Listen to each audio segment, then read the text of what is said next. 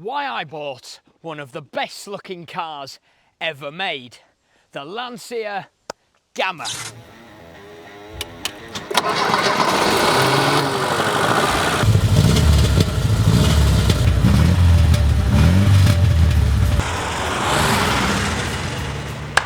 More specifically, the 1984 2.5 litre coupé version, one of the very last ever made.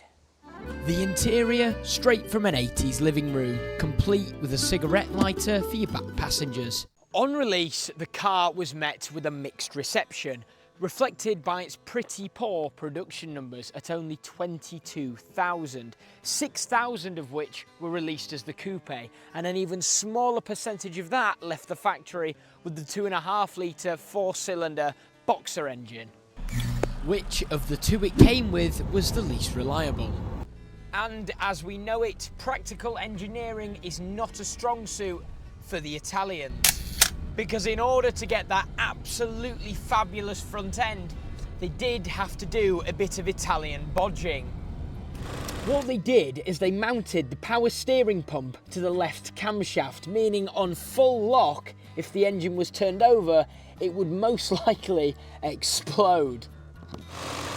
Yep, that's right. From a cold start on full lock, it would just explode. It didn't rust away like the Beta, the brakes don't stick on like the Fulvia, it just annihilates itself. And that is fantastic. And I am so glad that Lancia didn't listen to anyone and they just did their own thing, because we would have missed out on one of the prettiest cars ever made.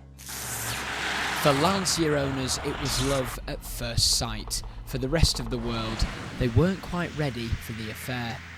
Thus, it faded into obscurity, a beautiful rebel forgotten to the pages of history.